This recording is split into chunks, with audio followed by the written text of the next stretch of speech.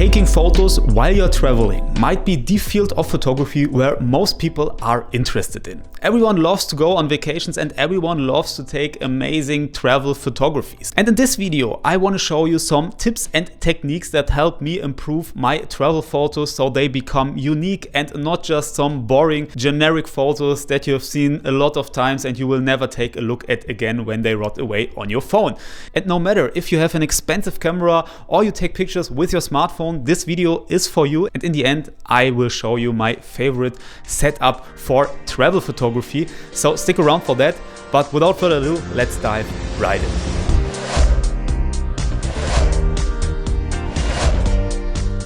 Hello my friends and welcome to this video today. So I feel like travel photography can get actually quite challenging to create something unique and to capture a feeling of a destination or a city. It's not all that easy. In contrast to dedicated photography trips where, for example, I go out to the mountains and I do a lot of planning beforehand on the locations where I wanted to go, that's often just not possible when you travel, especially when you travel with other people. In my example, that would be a recent trip that I took with my girlfriend, and we visited the United States. We started up in Los Angeles and then did a little road trip, but this is not what I want to talk in today's video.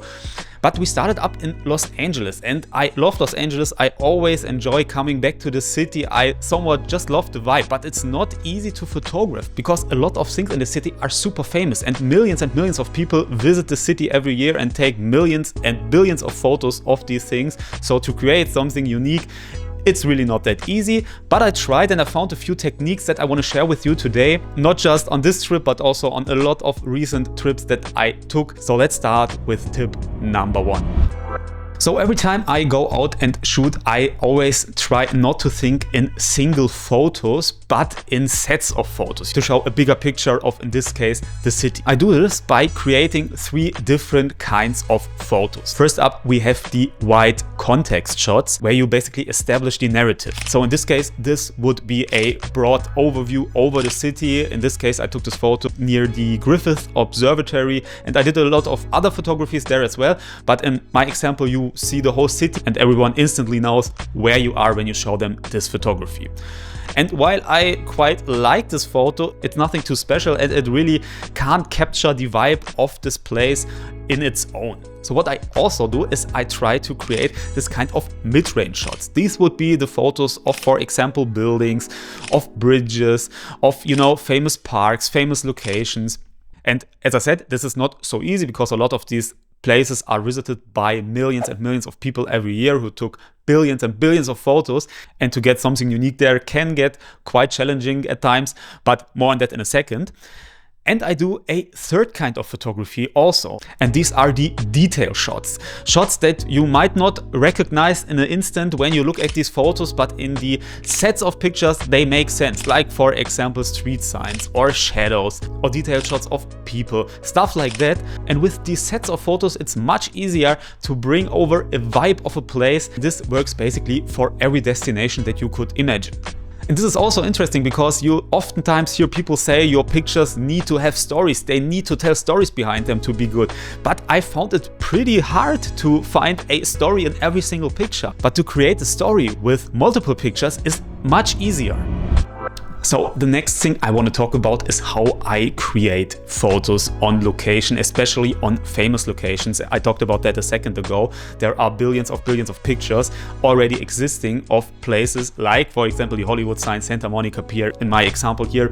So what I try to do is I try to frame things up, like for example, stepping back a little bit.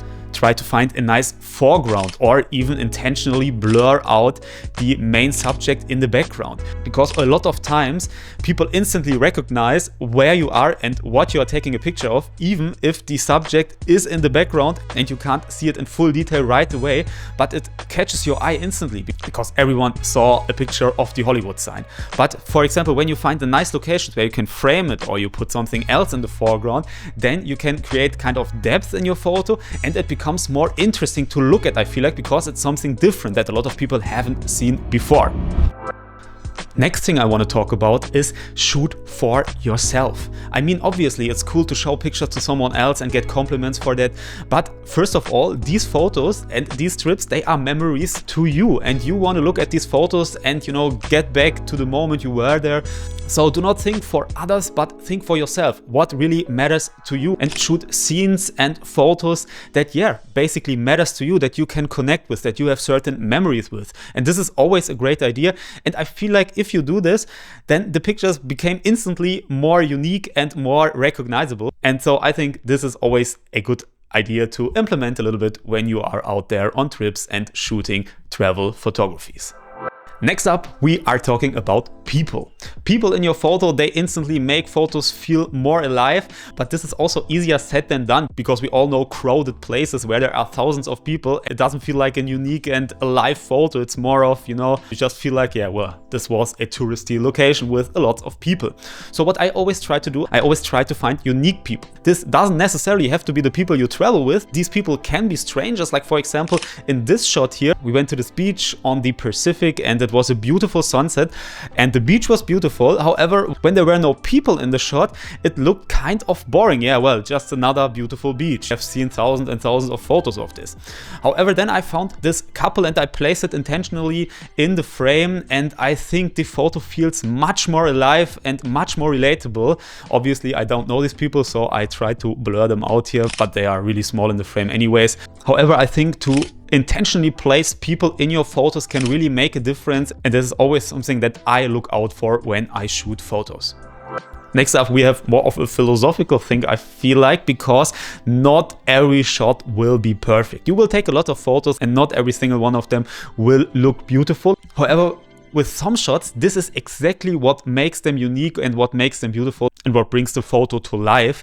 When, for example, the photo is a little bit blurred out, it's a little bit out of focus, but it just can connect you to the situation. So this can be sometimes good, but as I said, if a lot of photos doesn't turn out super pretty, that's not a problem. You don't need to bring home like 3,000 photos. You will never look at them again. And sometimes it's better to have like 30 good photos from a 2-week vacation than 2,000 mid-range photos that you will never take a closer look at again. So yeah, just expect that and just be happy with what you got basically. And this brings us basically to the next point, because I always love to print my photos. And obviously if you have 2,000 photos, you cannot print them all. But to print a few nice pictures from a trip, this is always a good recommendation and something I always love to do, because if you have again 2,000 photos from a trip on your iPhone, the chances are you will never look at them again or briefly. But if you print out, like for example, your 10 most favorite photos from a certain trip, then you will take a look at them again, most likely. And you can obviously also print these photos in a book, for example. But I sometimes just love to print a few pictures in a decent size, maybe put them up on my wall or just have them and every once in a while take a look at them. And this is a great idea, a great way to connect with your photography, and also a great way to show photographies off to others, because a printed photo, it always has something tactile and something real to it, and I just love it. So I cannot state this enough: print your photos. This basically matters for every field of photography. So now I want to briefly talk about editing photos. And when I shoot photos with my camera, obviously they are raw and I always edit these photos, and I really enjoy doing this, because with the editing I can, you know, bring the memories back to life, bring the feeling of a certain scene back to life, and this is also just super important. But I understand that a lot of people don't have the time to do that, especially if you have a lot of photos.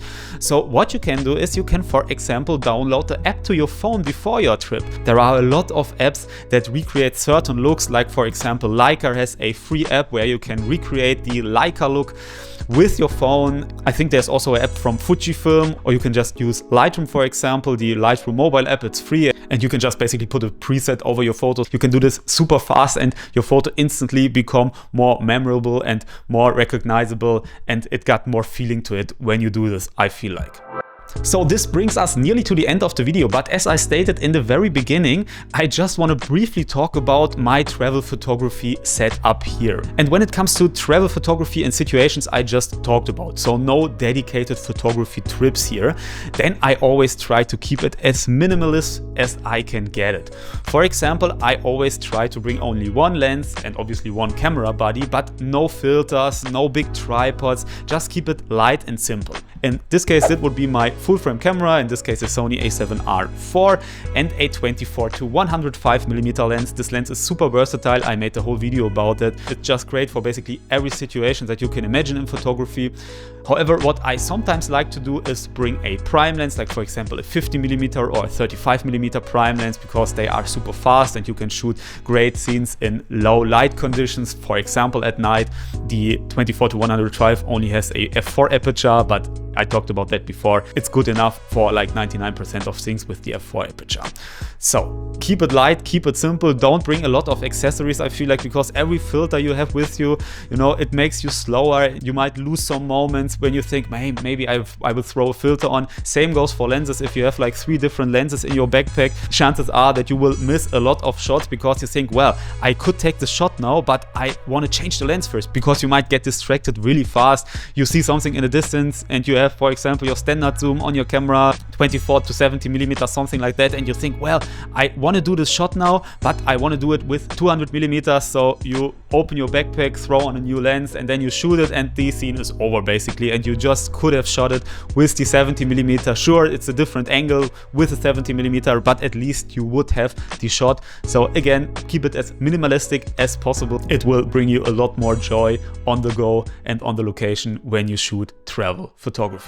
So this brings us basically to the end of today's video. And what I want to say here in the end is that you should not get distracted from the experience itself. Sometimes you just can't take a picture, or you don't need to take a picture, or the picture cannot bring over a feeling that you experience in a certain moment. And in this case, it's totally fine to let the camera down and just experience. And you know, photography should support your trip, but not dominate it. And this is also something that is really important and really hard to learn. Especially for me, it was really hard to learn, because I always wanted to try and capture everything, but sometimes it's just not possible. But that is okay. That is totally fine. And this is something that took me years to learn. And this is basically just the last thing I want to tell you in this video today. If you have watched this video this far, thank you so much for tuning in today. I have a lot of other photography related videos over on my YouTube channel, so feel free to check them out. That would be amazing. But for now, I wish you a great day and I wish you a great week. And I hope I see you in next week's video. So see you then and goodbye.